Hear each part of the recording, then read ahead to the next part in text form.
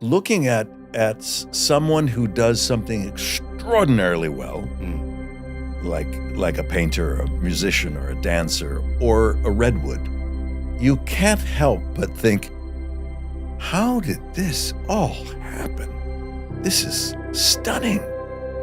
There has to be a God. There has to be. How could this be created without thought? Just by pure accident? And have that accident so attractive to those of us who are here? It's like, is that a coincidence? I don't think so. And Bryan Cranston's performances have that same effect on millions of viewers.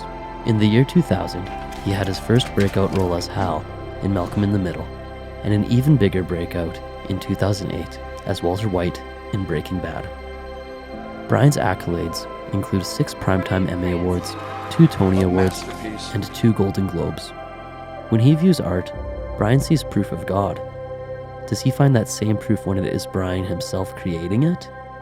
It seems as though the God that Bryan references comes from within, not from religion itself. I am not a religious person. The moment I sense man-made thoughts and comments, I'm done. My God is better than your God. My God did this, and all the tales, and the morality tales and the cautionary tales that are taught. But once they use religion as a weapon for power, for one-upsmanship, for whatever, for gaining wealth, you lose me.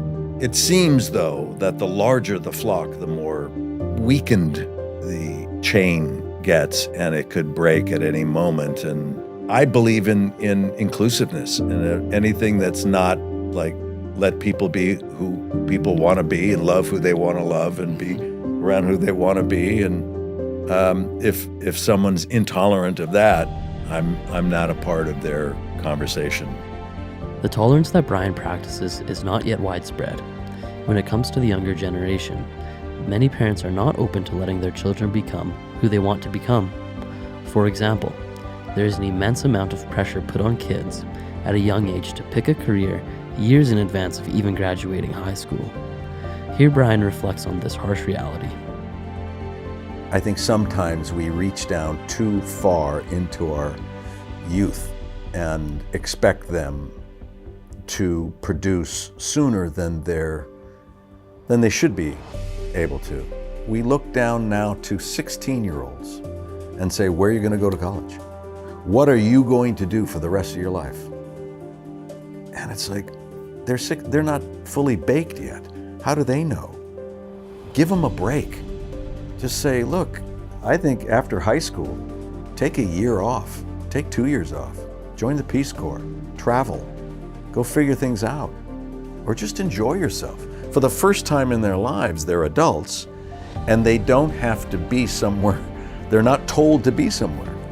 Get used to that freedom. Get used to having the need to self-govern yourself, to be able to employ self-discipline or not. Or you realize, oh my God, I'm really slovenly. If I'm not told I need to go to class, I don't go. You might discover something about yourself. I need order, I need that. I like that. Some people love to be said, this is where you have to be and this is what you need to do. Are you that type of person? Or are you a type of person that wants more freedom in your life? And I think exploration, travel, it provides that. The wisdom gained through traveling is incomparable to any other kind of learning. Being immersed into different cultures and unknown situations can provide unique life lessons that can only be taught from first-hand experience. Some of this wisdom can present itself during the act of getting lost. I think people gain a tremendous amount of wisdom when they travel, when they wander, when they allow themselves, as I did, to get lost. And maybe you'll find yourself somewhere. At least traveling forces you to be social. You have to get directions. You have to learn where things are. You're attuned to your environment. You have to be more careful about the weather and where your lodging is going to be, where you're going to eat, how you're going to get from one place to another. When you're there, what is it you want to see? How can you find a place for you to actually just rest? It's an experience like no other. I love to travel, and I enjoy not knowing where I am. It's an unusual thing. I tell it, and I purposefully teach that to my daughter, who's now 24 years old, to not be afraid of not knowing where you are. So I'll go for a drive or go for a walk in a different city, and my wife will say, "Do you know where you're going?" I go, "Not really. Just kind of exploring different places, and as long as you have a sense of the of direction, you'll find your way. You'll figure it out." And I do that in foreign countries as well. Just kind of wander and meander, and trust that you've paid attention to at least the basic requirement of where you have to get back to in order to find your way home. But how has Bryan benefited from this kind of practice? In 1976, I had just finished my second year of college and realized that after an experience in an elective acting class, that I wasn't going to be the policeman I thought I was going to be. That it was better if I didn't continue on with 2 more years of an administration of justice major, because I knew I wasn't going to become a policeman.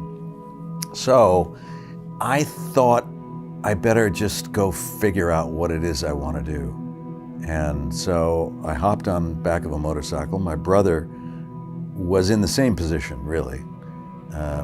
2 young guys who were not quite sure what was in store for them, what avenue they should go down. So we both hopped on our motorcycles and we took off. We left California. I had about $150 in my pocket or something, and soon ran low of funds, and we'd had to get jobs along the way.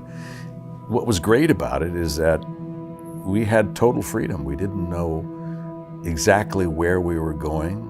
We didn't know how long we were going to stay in any given town. If it appealed to us, we would stay and explore different places and historical sites. If it didn't appeal to us, we took off again. We slept on golf courses, on cemeteries, back of mortuaries, schools, anywhere we can throw a sleeping bag, on a little patch of grass, and that was our home for the night. And I was 19, 20 years old. It was fun, and you could do that then. And that's the time you want to do it. That's the age you want to do it. And in retrospect, I realized that I took off on this trip, which lasted 2 full years, in an effort to allow myself to get lost, to be lost, and to figure out while I'm gone what it is I really should be doing with my life. So I finally determined it was something where I wanted to allow myself to get lost so that I could be found, basically, is what it was. And after 2 years, it was during that trip that I had an epiphany that I really wanted to become an actor and do everything I could to put myself in a position to make a living and be a professional actor for the rest of my life. From that point on, Bryan made a living as a working middle-class actor, until his 40s when he landed the role of Hal in Malcolm in the Middle. Prior to then, one of his most notable roles was Dr. Tim Whatley in Seinfeld from 1994 to 1997. In this interview, he speaks of a time on the show that he gained inspiration from an unlikely source. You have to keep putting yourself in a position to be open for inspiration. Yeah. And you have to prime the pump. You do. You have to. Yeah. And the way to do it is what Shirley Knight taught. Yeah. Is start at the beginning, and that's relaxation. And you think, well, how am I going to get? I want to get inspired. Yeah. Here's how to do it. Start down here. It's like building a ladder. to reach that. You have to be able to build these foundational blocks to be able to get to that point, possibly. So have you had some moments like that? Oh, yeah. Yeah. Any that spring to mind?